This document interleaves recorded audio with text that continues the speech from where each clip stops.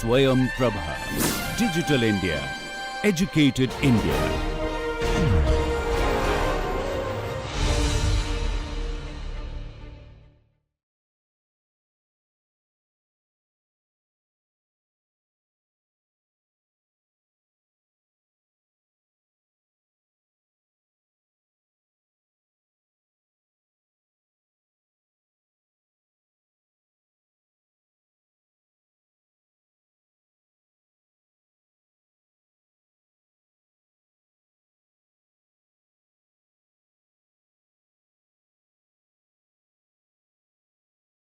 So let me have your attention. Please take a notebook. Please write. Okay. So we are. So what we have done so far is we have derived the Frones array relations. Okay, both in the plane case and the space curve case. And what we are going to do next is a very important thing. That is, that actually gives you the importance of the Frones array relations. Okay. And what is the importance of the Frones array relations? In a nutshell, or in a short phrase, I can say that it is classification. Okay, the Frones array relations actually classify curves. Okay, and so this is the classification of curves that we want to understand. Okay, and I want to emphasize the point of view that the Frones array relations are the key to the classification of the curves. Okay, so that is the next topic, and this is going to be a somewhat it is going to extend over several lectures.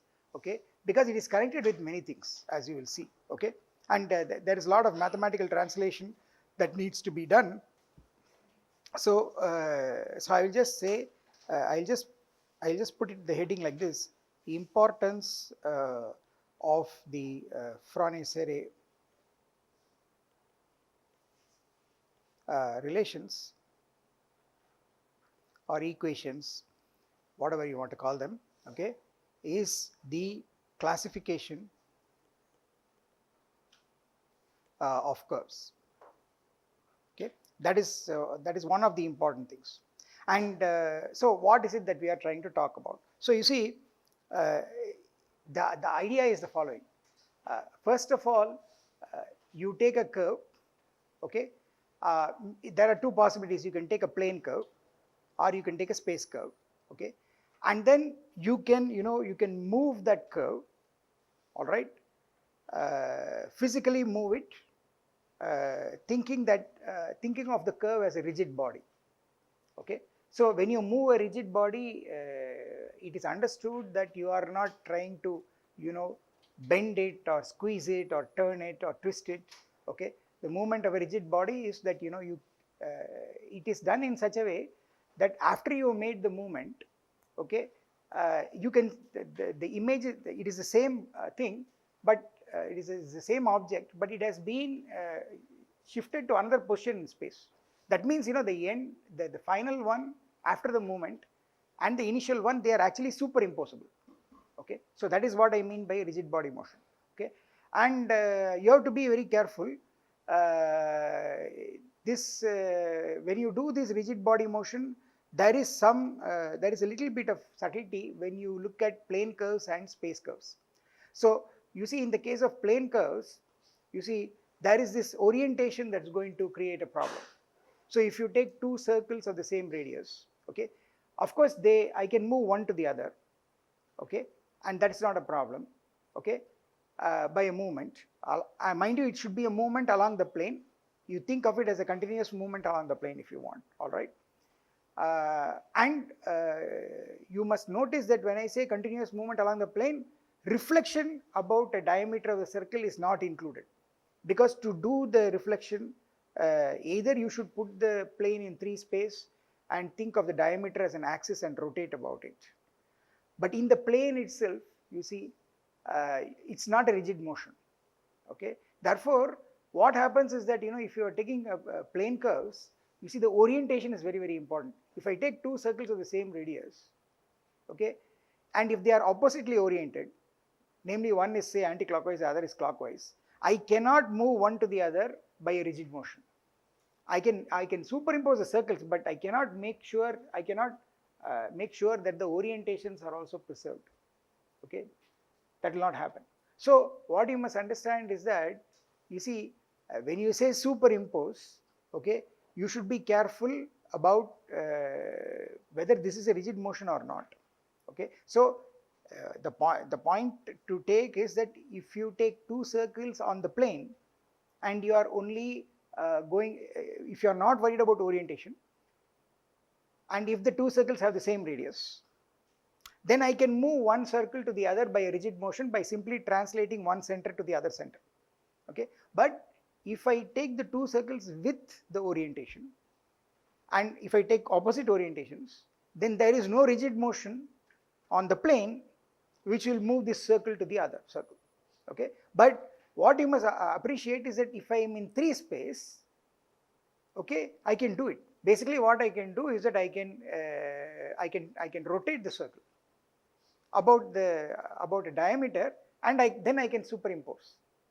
Okay, the problem is that this in 2 dimensions, the reflection about the diameter is not a rigid motion because it changes the orientation, but in 3 dimensions this reflection about the diameter becomes a rigid motion because it is a composition of a rotation followed by a translation.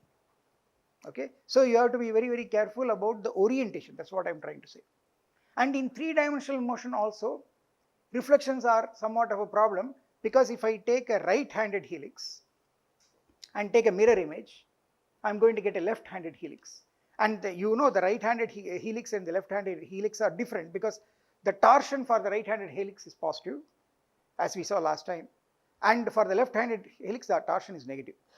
Okay, so therefore, you know, keeping these things in mind, when we want to classify curves, the first idea that you can think of is that at least if you take a curve and make a rigid motion of it, then the new curve will be literally the same curve.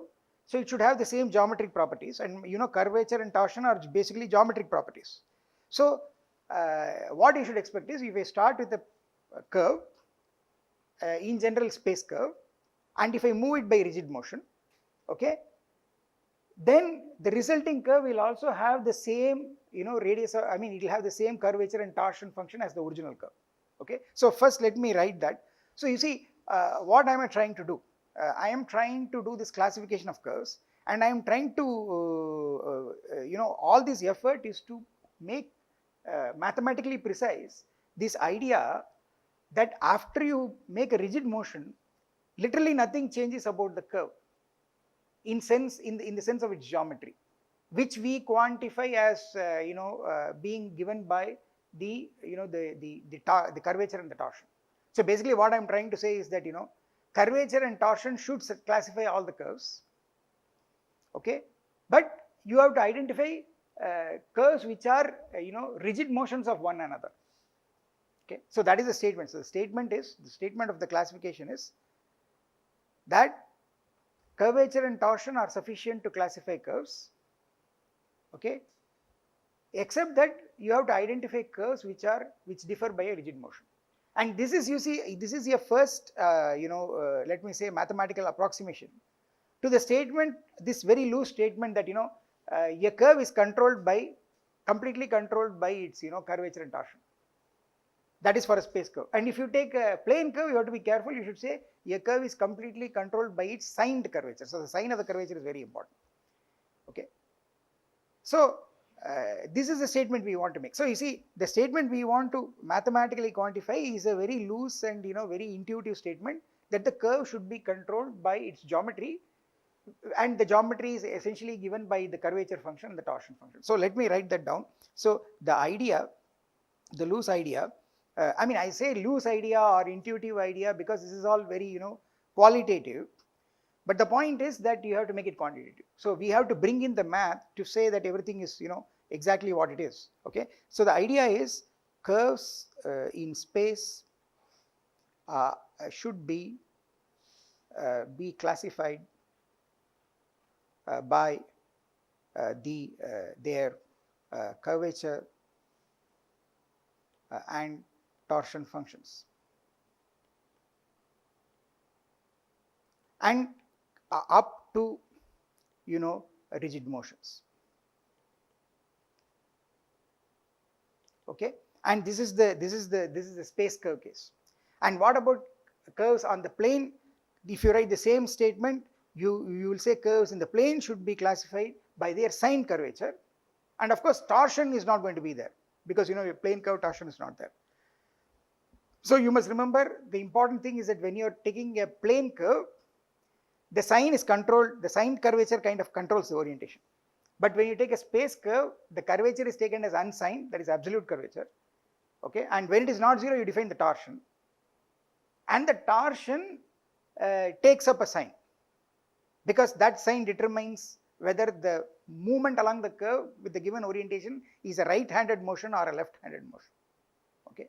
So the sign shifts to the torsion in the space curve case, okay. In the plane curve case, there is no torsion, the sign has to be attached to the curvature, okay. So let me write the next, the corresponding, so this is 3D, and in 2D it should be curves in the plane should be classified by their signed curvatures,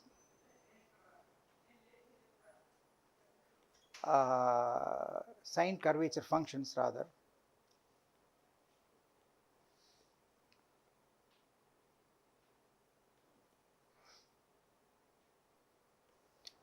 again up to rigid motions, okay. So this is the idea. Now what we will have to do is that we have to make all this mathematical, okay, mathematically precise. So the first thing is, when you say, the first thing is what is the association. So what you are going to do is, on this side I am going to say curves, so let me try to translate the first statement. So I have curves in space, okay, and then what you are going to do is, given such a curve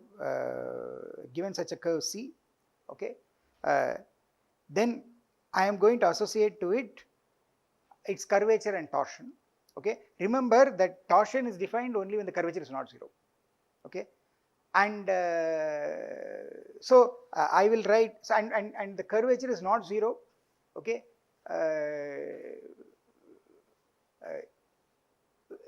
Mind you, curvature is a continuous function, okay. So if you are and the curve is kind of connected, all right. So if you have a continuous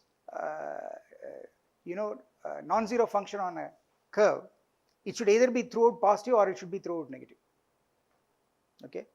So the moral of the story is, because on one point of the curve it is positive and another point of the curve it is negative, somewhere in between it has to be zero by connectedness. So if you look at a non-zero curve with non-zero curvature, okay, it should happen the curvature is always positive or it's always negative, okay. So we will consider the positive curvature case, okay. But what you must understand is that, you see, this in general, this statement is kind of ambiguous in the space case. So let me say the following thing. So I would like to say the following thing. I think so there are two cases I have to consider, okay. So now I am first doing the three-dimensional case. So in the three-dimensional case, remember that curvature doesn't have any sign. We take only the absolute curvature, okay. So non-zero curvature means positive curvature. Why? Because you see, curvature is a continuous function and curvature is only absolute, so it has to be positive, okay. So therefore what happens, if you take a curve in space C, I have the curvature function Kc, okay, and then I will have also the torsion function, okay. I have Tc, which is tau sub c, which is the torsion function. So this is the curvature function, this is the curvature function, and this is the torsion function. And what you must understand is that the curvature function is always positive, okay, because I am worried about defining torsion, and you know, torsion can be defined only when curvature is not zero, okay. So I am taking curves with positive unsigned curvature, all right, and considering their torsions. So for every curve I am getting this pair, a curvature function and a torsion function. Remember that the curvature function is always positive, okay, and there is a torsion function. Now, what do I write on the right side? So, you see, this is so far I have written it only using not much math. But if you want to write them as functions, then you have to introduce independent variable, okay, and that should be the parameter, because a curve is one dimensional, should be controlled by a parameter. So, what you do is that this curve can be represented by a parameterization, and remember we take always always a regular parameterization, okay. And if you are very particular, you can use the unit speed parameterization. So, basically what you will do is you will take gamma is a regular parameterization, okay, that is going to go from an open interval AB on the real line into R3, because it is a space curve, okay, and this will be, if you call the parameter as t, you will get t going to gamma of t. As t varies from A to B, the open interval AB, your gamma t is going to be is going to trace the curve in space, okay. And the important thing is the regularity is norm gamma dot of t is always not equal to 0. So, this regularity is important, all right, because without regularity you cannot define curvature, okay, and then and without curvature being non-zero, you cannot define torsion, okay. So, for such a curve, let us translate this arrow. This arrow will become, so for such a curve like this, for a parameterization like this, what will happen is that it will go to you are going to get a curvature function kappa of t, okay, and then you are going to get a torsion function. So, I will put a subscript gamma because this is for gamma, then I will get a torsion sub gamma of t. So, I am getting a pair of functions. This kappa t or kt, whichever you want to use, that is a curvature function, and tau of t is the the torsion function. Now, where do these functions actually live? See, remember the curvature, the curvature formula is, what is a curvature formula? The curvature formula is norm of gamma dot cross gamma double dot divided by norm gamma dot cube. Okay, this is your curvature formula that we define, we derived for any any regular parameterization. And watch this. You see what this involves is the first derivative of gamma, the second derivative of gamma. And I told you that we will follow this rule that whenever we want a derivative, we will assume it's continuous. So, this must be a second continuously differentiable function, a function for which all derivatives up to second derivative exist and they should all be continuous, okay. Mind you, after all, it is an expression involving gamma dot and gamma double dot, and for that expression to be continuous, both gamma dot and gamma double dot must be continuous. But gamma double dot is continuous means what? It means gamma is C2. It's second continuously differentiable. So, all those functions on AB, open interval AB, which are real valued, okay, this R plus tells you is that they are positive valued, okay, and the point is this C2 means second continuously differentiable. That means these are functions which are twice differentiable, and the derivative, second derivative is also continuous, okay. So, mind you, already second derivative exists means first derivative exists and is continuous. And if first derivative exists, it means the original function is continuous. And I am requiring not only the second derivative exists, I want the second derivative also to be continuous, okay. So, the function, its first derivative, second derivative, all of them are continuous and they all exist, okay, especially the derivatives, okay. So, that is the situation. What about this other fellow, this torsion term? Remember, we derived the torsion to be, we got scalar triple product gamma dot, gamma double dot, gamma triple dot divided by norm of gamma dot cross gamma double dot whole square. So, this was the torsion, okay. We derived this formula for any regular parameterization, okay. And look at this, in the torsion you see a third derivative is appearing, okay. That means you cannot write the formula for torsion unless you have the third derivative available to you. And also again we will go by this rule that whenever we want a derivative, we require it is continuous. That means what? For the torsion to be continuous, okay, gamma triple dot should be continuous, okay. That means that it should, the function gamma must be C3. Okay, but the only thing is the torsion can be positive or negative. Okay, torsion can even be 0. All right, so there is no restriction on the sign of the torsion. But there is a small issue. What I can do is, you see, after all, you know, this how good is the curve given, how good is the parameterization of a curve? Okay, see, originally when I say curves in space, okay, I just associate it to a curve, its curvature and torsion.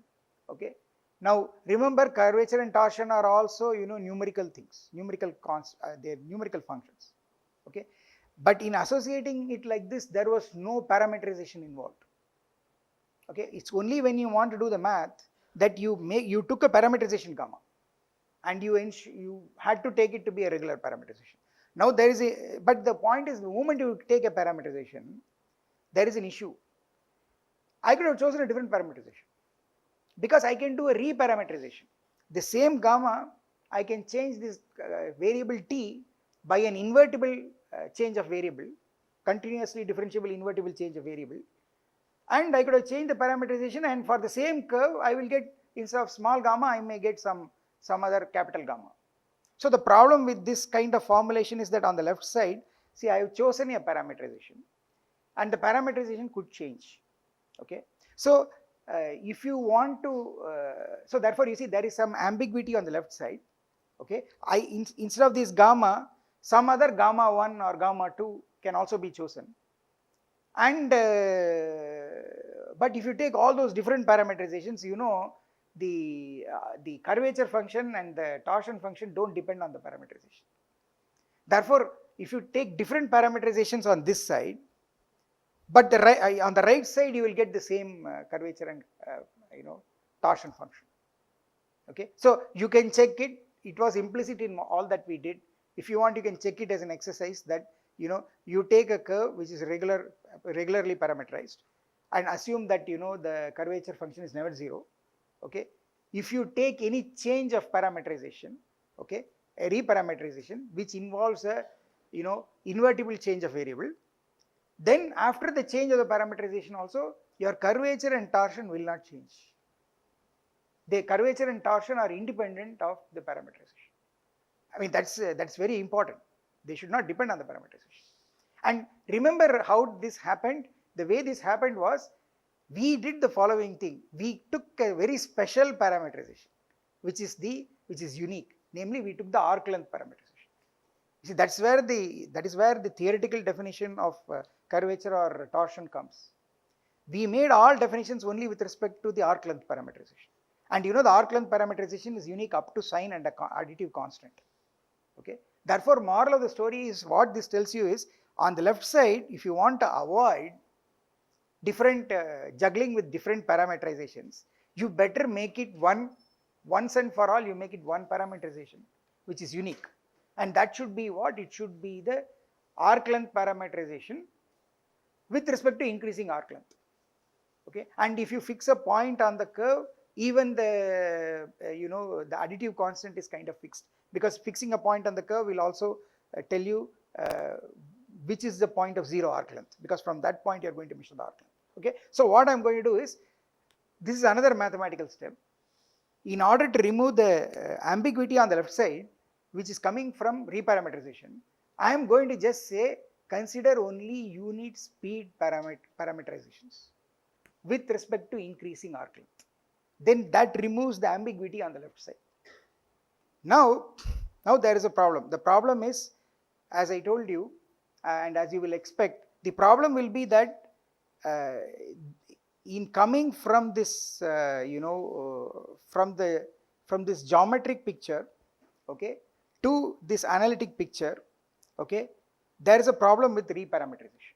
Okay, there is an ambiguity with reparameterization. So what happens is that, you see, geometrically, when you give me a curve, okay, it's a varying point which is continuously varying, and for that geometric picture, there is always a curvature function, there is a torsion function. These are geometrically well defined.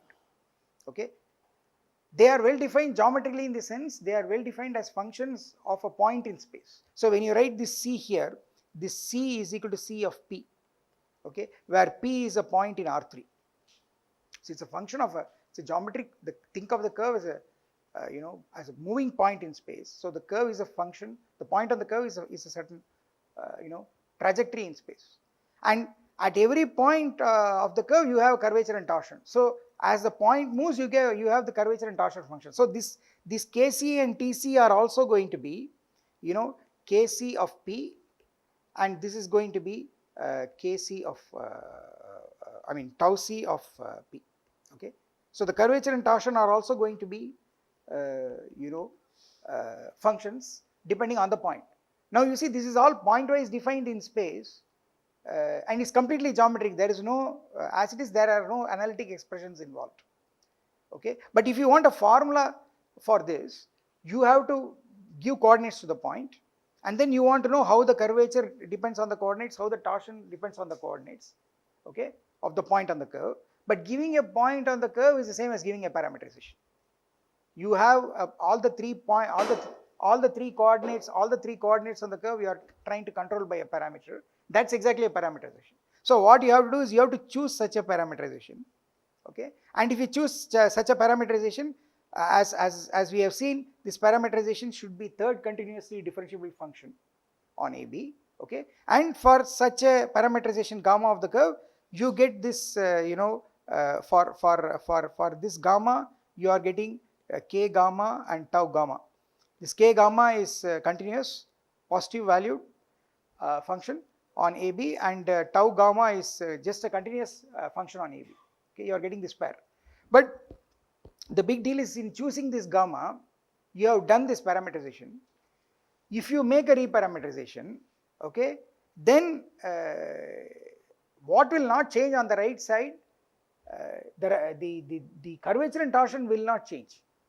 Okay, so what you have to check is that if you make a reparameterization of a regular curve, okay, then the curvature doesn't change.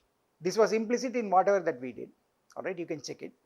Similarly, if the curvature is never 0, okay, you make a reparameterization, the torsion also will not change, because these are all basically geometric quantities. They should not change. They should not depend on how you represent the point on the curve, which is essentially a parameterization. But only thing is, when you make this change of parameters, you have to follow the rules. It should be an invertible change of coordinates. Okay, it should be invertible and also differentiably invertible. Okay, all right. So what is the moral of the story? The moral of the story is, you see, on the left side, see, when you want to go from this geometric picture, okay, into this analytic picture, okay, parameterizations are going to create a problem. Okay, so what you need to do is that you need to make sure that you are using a kind of unique parameterization, and that is something that we have already done. Namely, you use the arc length parameterization, and I have told you that using the arc length parameterization is unique, at least as far as defining the curvature and the torsion. Why is the arc length parameterization unique? Because the only possible unit speed parameterizations are given by plus or minus the arc length plus a constant. Okay, and we always, if you want to not worry about the sign, you take an arc length parameterization with respect to increasing arc length. That means you choose the parameters plus s, where s is the arc length. Okay, and then there is a constant that will come in. Okay, that constant you can fix by choosing any point on the curve. All right. Therefore, the moral of the story is, on the left side, if I had made a reparameterization, still the pair I get on the right side will be the same.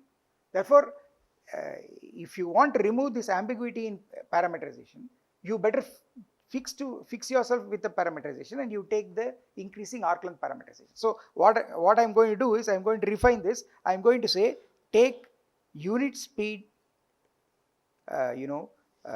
curves.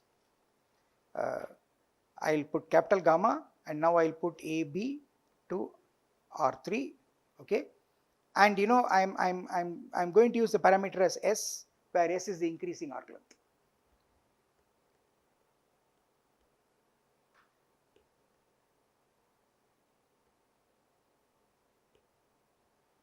Okay, So if I do this, then my parameterization is unique. Okay, except that there is an additive constant, okay, that I have to fix, and maybe I can fix a point on the curve and say that the arc length is 0 there. Okay, so I will also put this extra thing that with let me put S naught in AB, such that if you want arc length at S naught is equal to 0. So you fix a point where the arc length is 0. So here, so by taking it like this, see, we have resolved the ambiguity that is coming from different reparameterizations. Okay, and then you again go to this map. You will get C0 R plus so AB cross C0 R AB. Okay, and again it is the same thing. I take gamma equal to gamma of S, and I just send it to the the curvature, the unsigned scalar curvature of gamma is a function of S, and then I send it to the torsion of gamma, and mind you, torsion is signed. So I get this map. All right. So I have this kind of a situation. Now, so I have refined it up to this point. Still, I have not brought in the rigid motions. Okay, there are still the rigid motions that need to be brought in. So you see, what is going to happen? I want to incorporate this idea. So I have to bring in the next idea that I have to bring in is, okay, see, all this is being done only to bring the whole statement that curvature and torsion control the curve or completely describe the curve. You want to completely make it mathematically accurate. So this is what we are trying to do. Okay, so think of a curve, think of some curve in space. Okay, let me call it as gamma equal to gamma S, and then there is some point, if you want, S naught, so gamma of S naught, which I have fixed on the curve. Okay, right. Now what you do is that you make a rigid motion. Okay, you make a rigid motion, so you move it in space. All right, so you will get, so this is your curve, and then maybe after your rigid motion it might look like this. Okay, so in general, the rigid motions you can think of are going to be, the rigid motions that you can think of are going to be translations and rotations. Okay, see, you take a curve. What you are doing is that there are at least two rigid motions you can think of. One is literally translating in one direction. The other is a rotation. So I make such a rigid motion. What happens is I get a new curve gamma 1, if you want. Okay, all right, and this gamma 1, mind you, there is this rigid motion map M, which is going from 3 space to 3 space. M is the rigid motion. So this is gamma, this gamma 1 is M of gamma. Okay, what you must understand is that if this original function gamma was a unit speed parameterization like this. Okay, now if you apply the rigid motion, it will be, you will get just the composition of capital gamma with M is the gamma 1. So you see this, you will get gamma 1 is equal to first apply gamma, then apply M. So this is also going to be from AB to R3. Okay, and what you must understand is that this is what the original gamma is, a unit speed parameterization with increasing arc length. The same is true of gamma 1 also. Gamma 1 is also a unit speed parameterization with increasing arc length, because after all, rigid motion. Okay, because it is a rigid motion will preserve lengths. Therefore, moral of the story is that this gamma 1 also belongs to this side. Okay, that means on the left side, if you start with the unit speed curve and attach to it on the right side its curvature and torsion, but on the left side you move the curve by a rigid motion, and the moved curve also you again attach it to its curvature and torsion, you are going to get the same curvature and torsion on the other side, because a rigid motion does not change the geometry of the curve. By a rigid motion, if you change a curve, At every point the curvature and torsion is not going to change. Therefore, what happens is that on the left side there is still an ambiguity. That's what I want. And what do I mean by ambiguity? The ambiguity is completely resolved only if this map is injective. That means I don't want two things on the left side to go to the same, two different things on the left side. I don't want them to go to the same thing on the right side. You understand? And basically what I am trying to do is I am trying to get a bijective correspondence between curves on one side and curvature and torsion on the other side. If I can get that mathematically, then this bijective correspondence will tell me that for every curve I have curvature and torsion. Two different curves have two different curvatures and torsion. And you give me any pair of nice functions, there is a curve for which these are the curvature and torsion, except that the curvature should be positive. Okay, I want to make that statement. So basically I want a bijectivity statement. And what I am now trying to talk about is the injectivity. I am trying to reduce the ambiguity on the left side. Two things should not go to the same thing on the right side. So the first ambiguity was different parameterizations. That I resolved by taking a unique parameterization, which is the unit speed parameterization given by arc length, increasing arc length, and I fixed a point on the curve for 0 arc length. So that was resolved. But even after resolving that, it's still not injective because of rigid motions. There are two, you take a unit speed curve and make a rigid motion of that, you again get a unit speed curve. Both the curves have the same curvature and torsion function. So that means on the left side, you have to mod out by rigid motions. And this modding out by rigid motions essentially involves going modulo the group of rigid motions. That two curves are rigid motion equivalent, that two curves are related by rigid motion is an equivalence relation. And you have to mod out by the equivalence relation. The set of rigid motions also forms a group.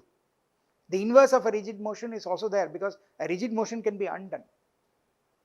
The set of rigid motions form a group. And what you are actually doing is that you are taking quotient by that group.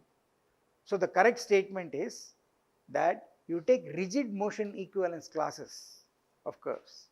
They are in bijective correspondence with curvature and torsion.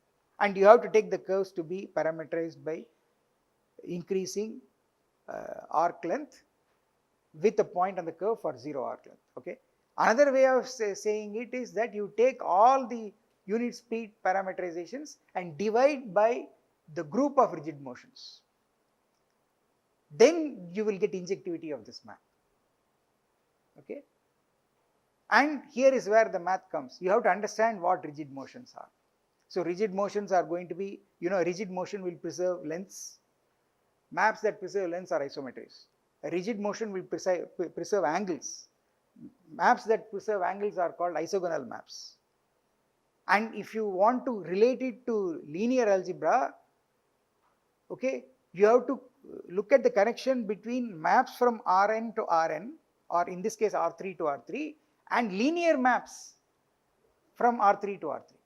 Okay, and this, why you want to get into linear algebra is because then linear maps are nicely represented, they have nice properties, they can be represented by matrices, and what will happen is that you see these distance preserving maps will become isometries, okay, and they will be essentially given up to a translation by orthogonal matrices. So the orthogonal group comes into the picture, okay, and the orthogonal group will preserve angles, the orthogonal group will preserve norms, distances, so it will be both angle preserving and distance preserving, and we have to bring in all the math, okay, and we have to quantify this. Okay, so we have to, this is what we have as our task in the forthcoming lectures. Okay, so I will continue with this in the next lecture. All right. So here, so I'll just write one last line. So to try to get injectivity, we need to at least mod out on the left hand side by the group of rigid motions, or what is the same, look at equivalence. So let me say rigid motion equivalence classes.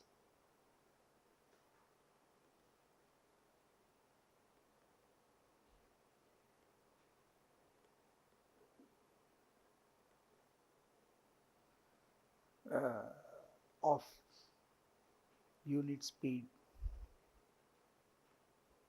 curves. Okay, all right. And the fact is that after you make this change, it is actually injective. That needs to be mathematically proved, and it is also surjective. That also has to be mathematically proved. It will be an interplay of linear algebra, affine motions, orthogonal group, and the matrix given by the Frohn's-Array frame, Frohn's-Array equations. Okay, so that matrix will come in. Okay, and the point is that when you quantify this simple statement that the curve is controlled by its curvature and torsion, if you make it if you quantify everything and formulate it like this, finally the magic is played by that matrix that comes in the differential equation given by the Frohn's-Array relations. Okay, and what is there in that matrix? Only two terms are there. It's a skew symmetric matrix. There's only curvature and torsion. And this is the translation of the loose statement that the curve is completely controlled by its curvature and torsion. Okay, so that's what we are going to do. All right. So yeah, so we will meet in the next class. Thank you.